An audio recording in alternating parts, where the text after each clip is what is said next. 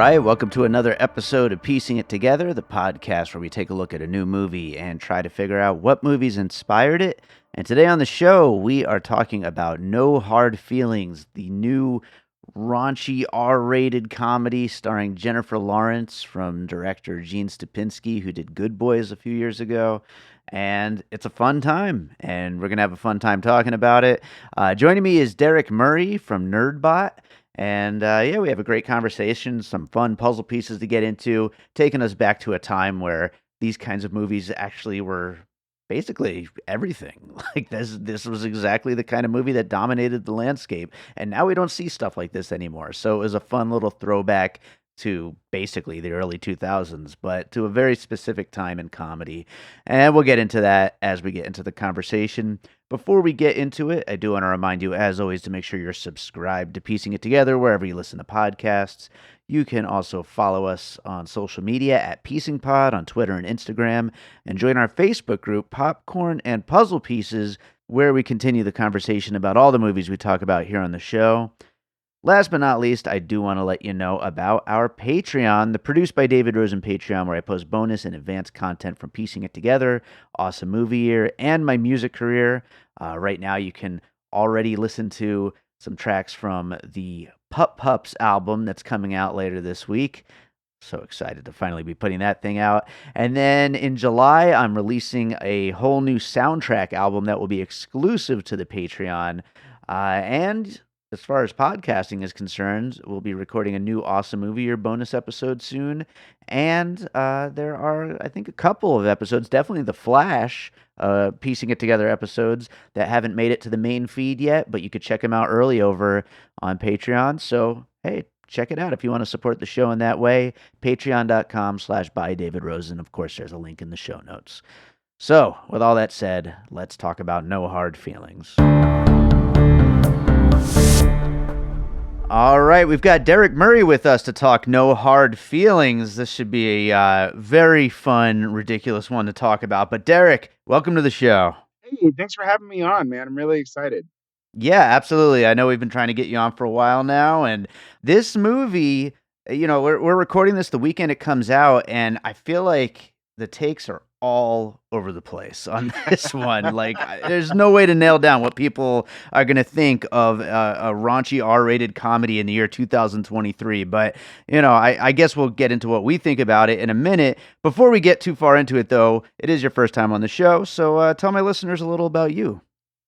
Yeah, so I am a film critic for nerdbot.com, which is a digital nerd site that just does news. And I pretty much predominantly only do reviews now, mainly for film. I don't do a lot of television, unfortunately. That's only because when I try to see so many movies, I just run out of time. There are so many TV shows I wish I could watch. I don't know how people have this many hours in the day, Yeah. but I have to choose one or the other, and I chose film. Yeah. So yeah, I love it. I love cinema. I love talking about movies and writing about them. So yeah, it's definitely a passion. So Absolutely, yeah, and I'm in the same boat. I do not know how people find time for all the TV when they're also watching the movies, but I don't know. That's for like the regular people who aren't thinking critically about them, right? So that they is they true. can I tell consume. everybody, yeah, I tell everybody, like, guys, I don't watch movies the same as you Yeah, do. Like, yeah. you watch like 5 movies a year. I can promise you, we don't watch movies the same way. Yeah, absolutely.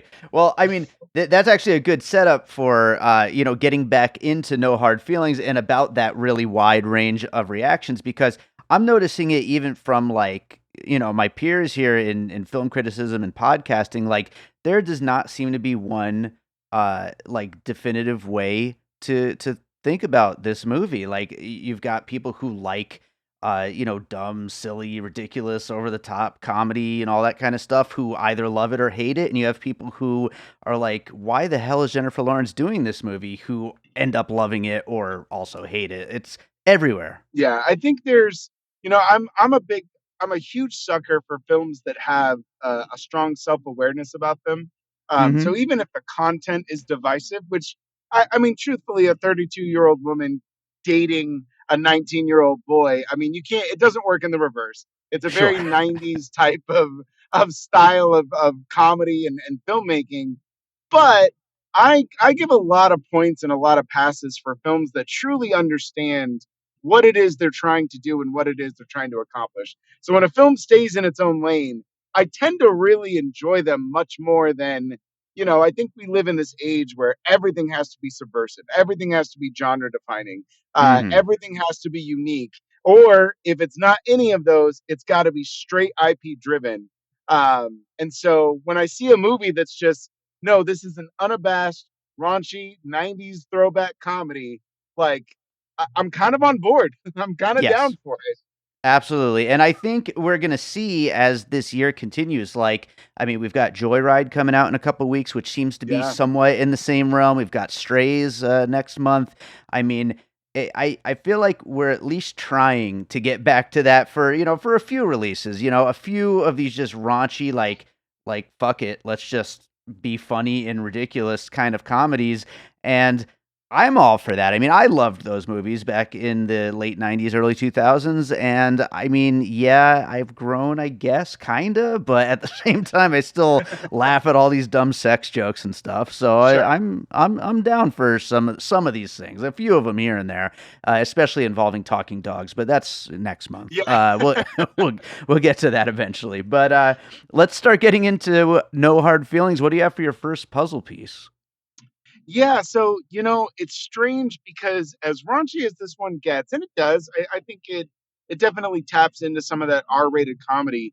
I was actually really struggling to find R-rated comedies that had the similar tone and kind Hmm, of the similar vibe of what it was of what it was trying to accomplish. So the first film that really stuck out to me, that feels truly inspired, is Easy A. Uh, sure. with Emma Stone. That one just really, for some reason, there's something about the correlations between putting up a ruse and trying to do something for the underdog, and it's all surrounding sex or make believe sex. So that movie I think really struck me as being a pretty strong contender for something that feels like it was like No Hard Feelings was definitely inspired Yeah. by that one. Yeah, absolutely. I was thinking about including that one too, and I think it kind of goes back to what you were saying as far as attempting to do a raunchy R-rated comedy, in this era right now. If you know what you're doing, if you know what the tone is of your movie and you stick to it, you can kind of get away with a little bit more. Yeah, so I think there's something to be said about being able to translate kind of raunchy themes and themes that you might not want to might not feel comfortable accepting.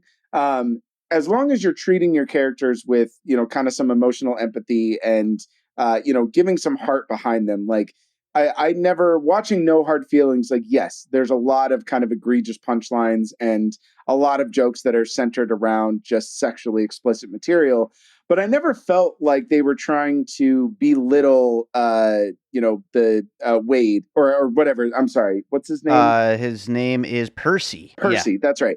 I never felt that they were trying to like belittle Percy, and they kind of, as the film goes on, you start to realize that like Percy's not awkward because he's got some kind of like social deficiency or anything like that. Like he's got helicopter parents, and it kind of digs a little bit deeper into how he's being raised and what it's like to be this kind of spoiled rich kid that doesn't have any real Yeah. connection. And so I think when you're able to kind of dig into those things a little bit deeper without trying to make your movie about that, Hmm. that's the fine line, right? Because you've got to make sure that we're sticking to the raunchy comedy, we're owning that sexual tension or whatever you want to call it, but adding those undertones and that layeredness, I think that's what kind of makes it a little bit more acceptable. And I think Easy A is a great example of a film that does that really well. I mean, when you look at the premise of something like Easy A on paper, there is no reason that movie should work at Sure, all. sure. Like, at all. Yeah. But it does, and it's really heartfelt, and it's really funny, and it's done really well. And I think No Hard Feelings really taps into some of that, and it strikes that balance pretty well. Absolutely. Well, for my first piece, I'm also going to go with something from the 2000s that, combined that raunchy comedy with the heartfelt sincerity. And really, you can go with a lot of Judd Apatow, but I'm going the 40-year-old virgin for mine. We've got this shy, dorky character who, like you were saying, like we get little hints of why they're like that, but that's not really the point. The point is to make a funny sex comedy, and like that all is around this character's interactions with other people. And once Jennifer Lawrence comes into the picture and starts dragging him outside of his bubble, and so you end up getting all the comedy from that. And we're not exactly trying to explore like, how does this happen, or like, why does this person end up this way? And so but yeah, you could really go to a lot of Judd Apatow, but the 40-year-old virgin I feel like is like the best parallel to what we're doing here, No Hard Feelings. That's a great pick. Actually, it's funny because that's actually my second pick. Okay. That was the second movie that came to mind. I think that, I think Judd Apatow does the sex comedy pretty well. I do think that some of his work stretches its runtime a little bit. Sure. Especially when you get into kind of the third act.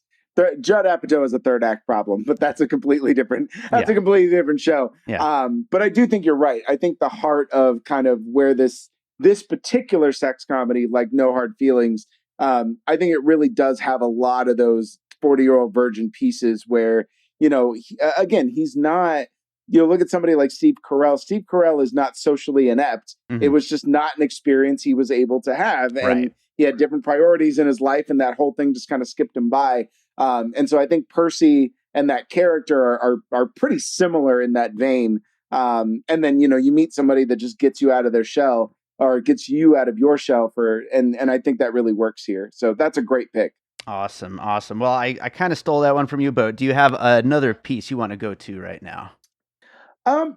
It's funny because I want to kind of encompass some of the humor and some of the more slapstick out of the just kind of out there comedies that I think this one tries to tap into. I would definitely say that Stupinsky's Good Boys absolutely filters into this, where it takes characters that you wouldn't normally think would have that kind of raunchy sexual experience or language and kind of applies it to that. So I think he's got a very, kind of tried and true working filmography right now. But I would actually say, so it doesn't have the parody of, kind of these elements, but I think all encompassing, I think things like Eurotrip, Road Trip, Sex Drive, that whole kind of conglomerate of film, even some of the new guys in there a little bit, all of those things I think are kind of, they're thematically, they're very similar to what's happening in No Hard Feelings. They hearken you back to that whole time where, you could just do these things and people would go see them and people would just deal with it and they'd be fine with it. And nobody like tried to boycott it or light theaters on fire because some kids are driving on the road to have sex. Like that's, so I would say overall, those would be the pieces, little bits and pieces of those I think can be implemented here in No Hard Feelings. Yeah, I was thinking about Revenge of the Nerds at one point as a possible piece, and God, would people light the theaters on fire nowadays with a movie like that? But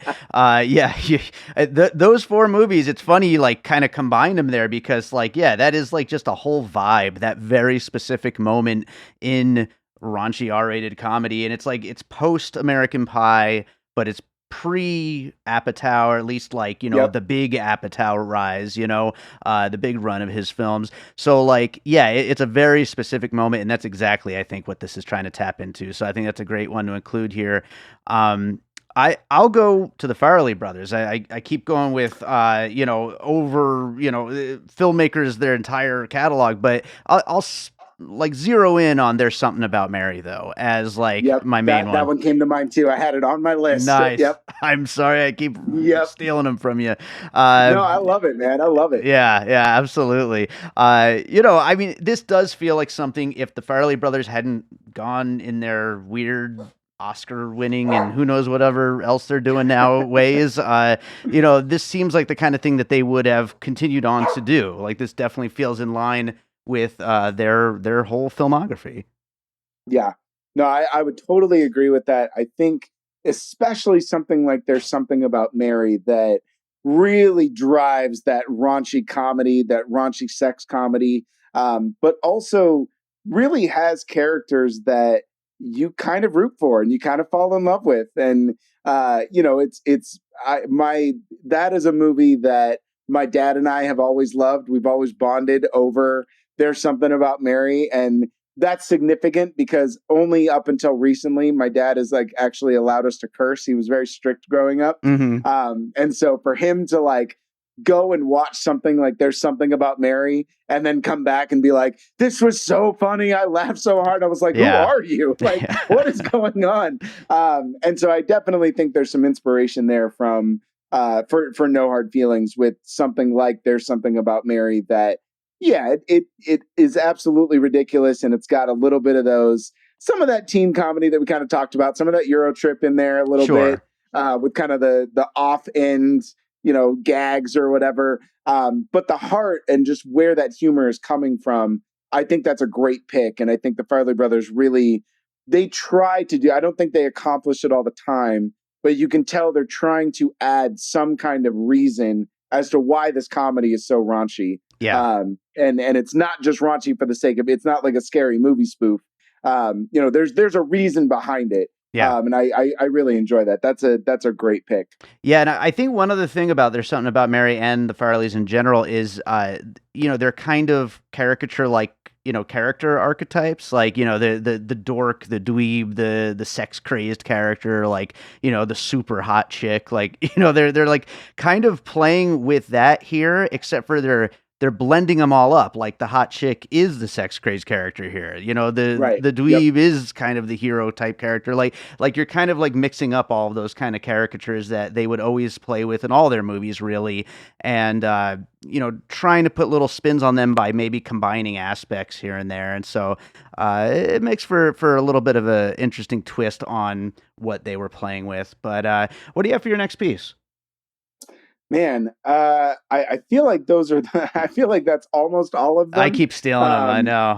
I got two more. I know. We covered a lot of films. I think, kind of going back to some of those that we highlighted, though, I did want to point out just the performance of Jennifer Lawrence and how well she's able to tap into that comedy section. I think kind of going back to things like Easy A and even There's Something About Mary, where you take these people that, Emma Stone and Cameron Diaz, who they have, I don't want to say checkered careers, but they have kind of diverse careers where they do a lot of just different types of things. I think Emma Stone has kind of fallen into kind of some more of that serious stuff, a little bit of that dramedy, and Cameron Diaz is kind of, I don't think she's ever really popped as a comedic actress. Right. But I do think in highlighting some of those pieces, I think that Jennifer Lawrence really proves that she can do both. She can be an Oscar-winning actress and also shoulder something like No Hard Feelings, and make the comedy feel real, I guess, and really allow you to kind of accept what's happening. I mean, obviously there's the infamous scene where, she does nudity in this one, guys. Yes. Sorry. Yeah. But I never felt like that was exploitative. I felt like that was her choice. Yeah. And there's that kind of feminine empowerment of her being able to say like, no, I can go there. I can do the comedy. And it kind of, relationally, it feels very in line with There's Something About Mary, where, Cameron Diaz is like, yeah, it's fine. I'll put jizz in my hair as gel. Sure. Like, I'll do the joke. I'll commit. And so I think those films are truly influencing what we're seeing in No Hard Feelings. And I think that performance, personally, I think the movie doesn't work without Jennifer Lawrence working as hard as she does.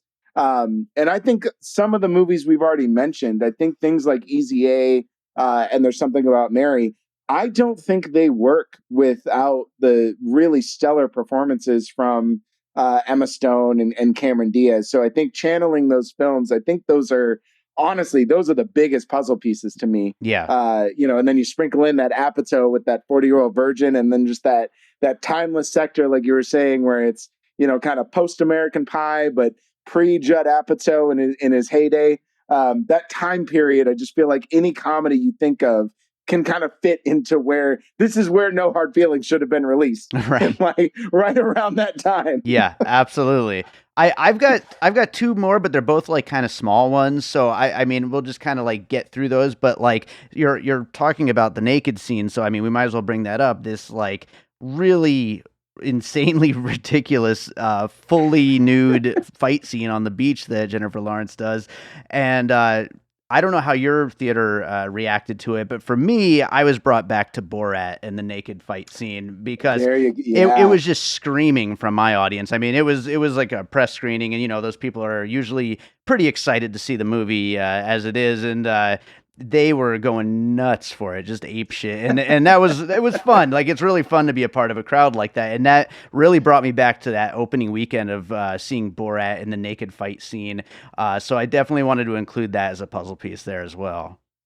Yeah, that's a great pick, and it definitely has that where it's so unexpected. And I remember hearing an interview before I saw the film. I remember the director saying, "Oh yeah, there's some, Jennifer Lawrence has some nude scenes in this movie," and I genuinely thought that was all BS. Like I just thought it was like, "Oh yeah, it's gonna be like the." Kind of nude, but not really, like the half nude or something. Yeah, right. Yeah. Like clearly not her. And then when she popped up on the beach, and I was just like, oh, we're really doing it. Like we're really doing this. You know what's funny about that is right before that, when she first gets in the water nude, like they do the classic like cutaway as she's taking her clothes off. So it's like you feel like you're like, oh, this is like a PG-13 movie or something, and then all of a sudden, nope, Yep, no, she goes there. Yeah.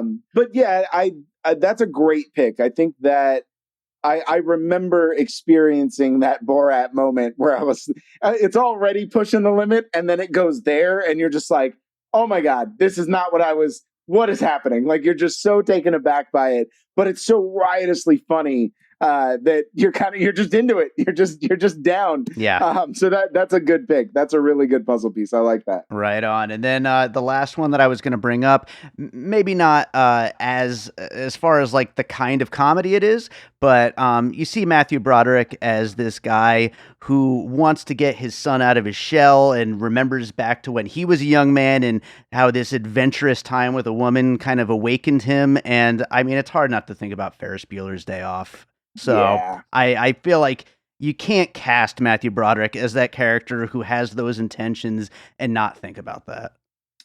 Yeah, that's a good point. I like Matthew Broderick in this role. He reminds me very much of kind of where Hugh Grant is in his work in his career right now, where they both just kind of show up and stuff, turn in like 2 days worth of work, and are just one of the funniest parts of anything that they're doing. Yeah. And they don't really care whether the project means anything or not. Like they just want to come in and have a good time. And you definitely see that from Broderick, where I think he is, I do see him kind of trying to channel some of that young Ferris Bueller as an old man, like an old man reflecting on the young life he used to have and wanting his kid to have a Ferris Bueller's Day. And then paying somebody to give it to him. Yeah. It feels very in line and very much kind of putting all of that together. Yeah. So yeah, that's a great pick. Yeah, and I dated a girl with a dad named Laird, and so that joke made me laugh a lot because, like, when I first heard that name, I was like, "Wait, what?"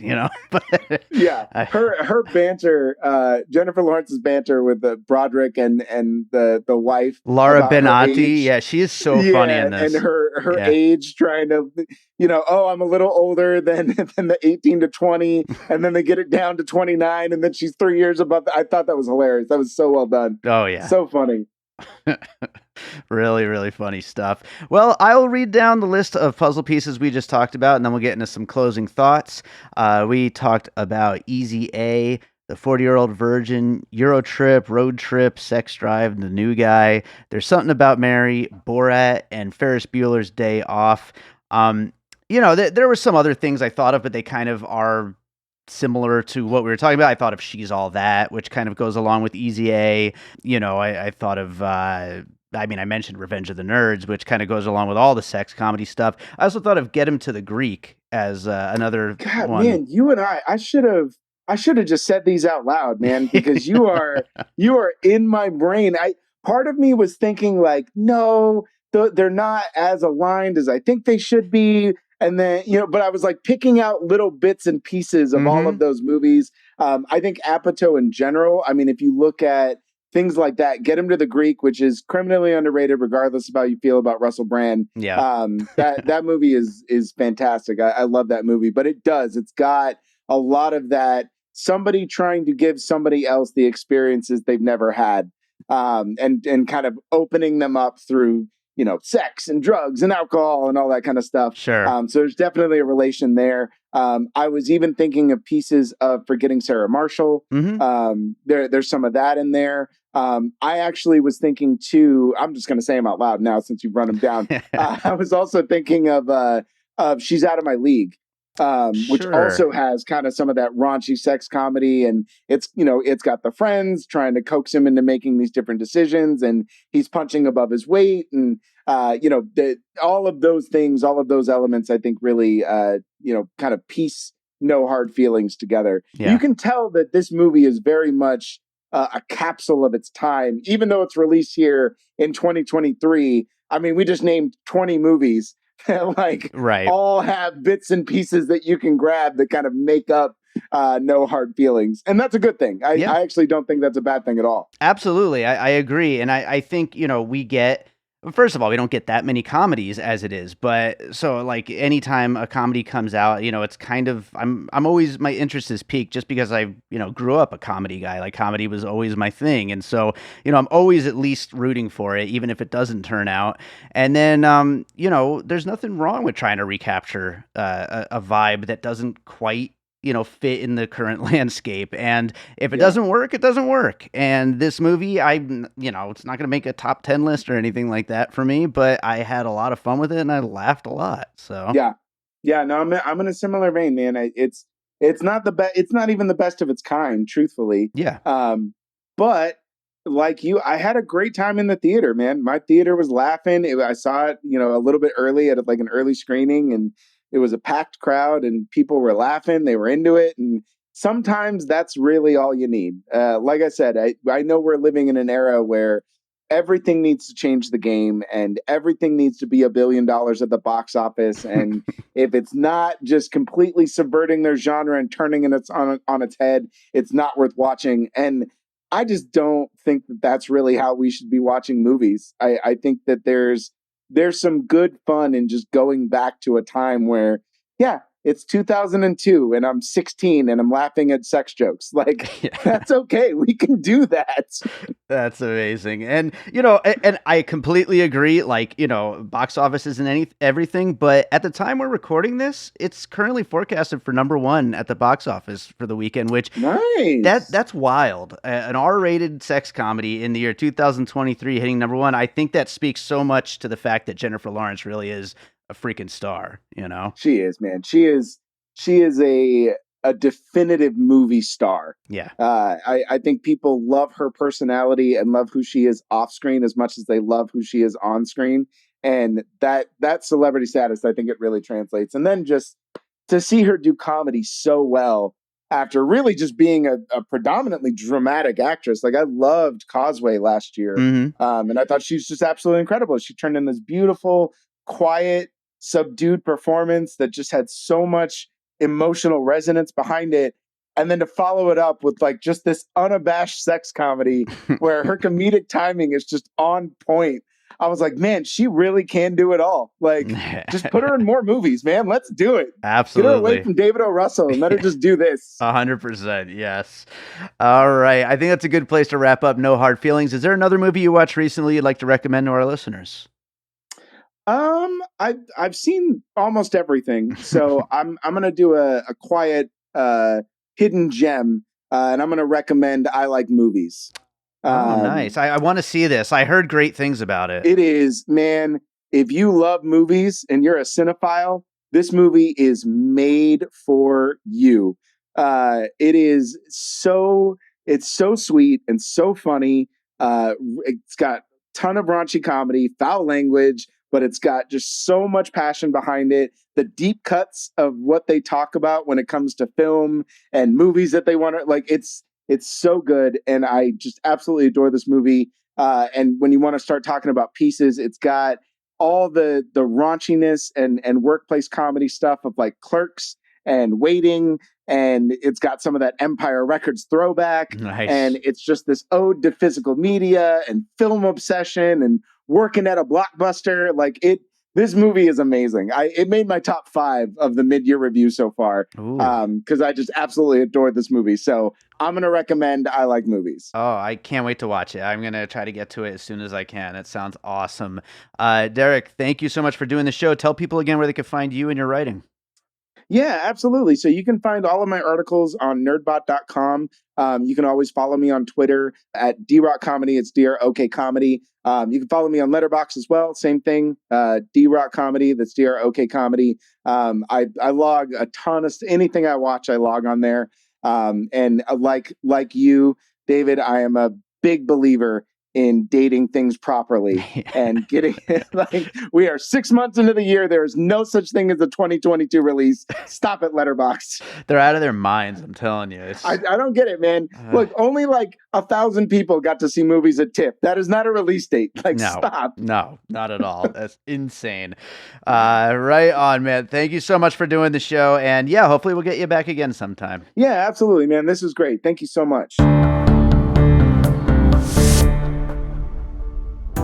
I'm Josh Bell. And I'm Jason Harris, and we co-host a podcast called Awesome Movie Year. Each season, we take a look back at an awesome year for movies, which is every year. We deep dive into these specific years, and we pick out why they were such great years for films. We go over the biggest hits, the biggest flops, the best picture, some personal picks, some cult classics. Years we've covered in past seasons include 1994, 2003, 1977, and 1984, and we've got all of film history to look forward to. So check us out at awesomemovieyear.com or wherever you listen to podcasts. All right, so I hope you enjoyed that conversation about No Hard Feelings. Thank you to Derrick Murray for joining me on that one, and thanks to all you for listening. If you're enjoying piecing it together, make sure you are subscribed. We got a lot of episodes on the way. I will say that the next couple of weeks will be kind of dominated by special episodes. We, of course, have our monthly trailer episode coming up, but also a special commentary track for the Pup Pups album, because that album is coming out this week, as well as our annual middle of the year top 10 so far list with Josh Bell from Awesome Movie Year. So we got a few special episodes coming up, and then we will get into some more movies to talk about. But make sure you're subscribed wherever it is you're listening. And if you enjoy the show, drop a 5-star rating. I'd appreciate that. You can also follow us on social media at Piecing Pod. Join our Facebook group, Popcorn and Puzzle Pieces. And I told you at the top of the show about our Patreon. Don't forget about that. If you would like to support the Patreon, I would appreciate it. Also, I am running a survey right now. On the website, piecingpod.com, you'll see at the top of the screen, Piecing It Together survey. There's probably also a link in the show notes or on my social media. Somewhere you'll see a link to it. If you fill out that survey, it's just to get a little bit of listener feedback from people who listen to this podcast. You will be entered to win some great prizes, including some of my CDs, a Piecing It Together t-shirt, or free tickets to the Beverly Theater here in Las Vegas. So, go ahead, fill that out, win some prizes, and help me out in the process. It only takes a couple of minutes to fill it out. I would appreciate if a whole bunch of you do it. So go and do that on piecingpod.com. And now it's time to close this out with a piece of my music.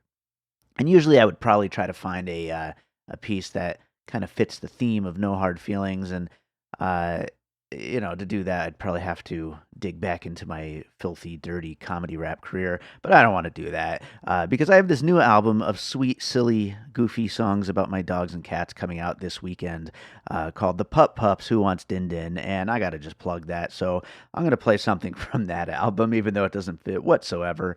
I'll just pick a song at random. I don't know. What song should I play? How about Waka Waka? This is a song that's a duet with my dog Harvey about going on a walk.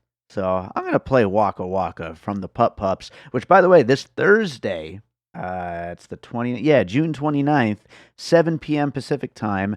There will be a listening party of this whole album. We can all talk about how much we love dogs and cats and listen to the album the day before it hits streaming. So the Pup Pups, Who Wants Din Din, coming out this weekend. Listening party on the 29th. This is Waka Waka. Hope you enjoy it. We'll be back with more Piecing It Together real soon.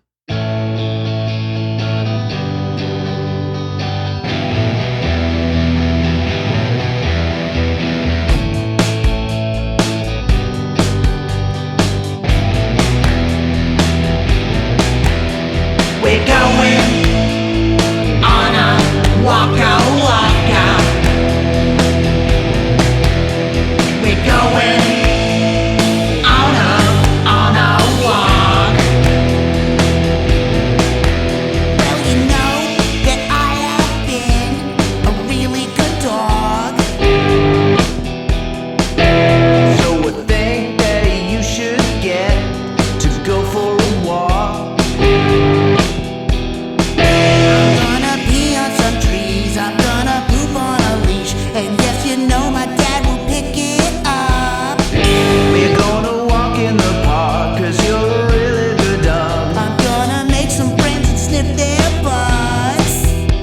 We're going on a waka waka.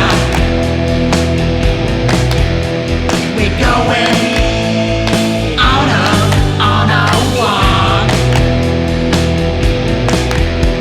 We're going on a waka waka. We're going on a walk.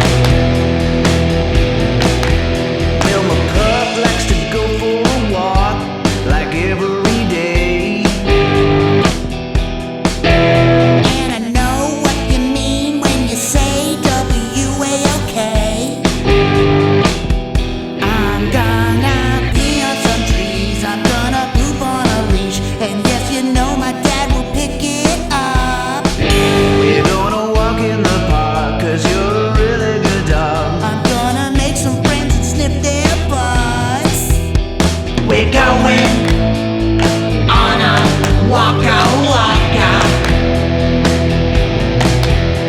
We're going on a walk.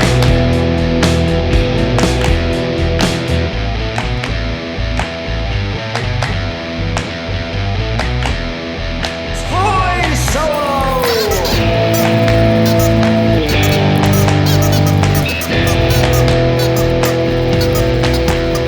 We're going on a waka waka. We're going on a walk. We're going on a waka waka. We're going on a walk.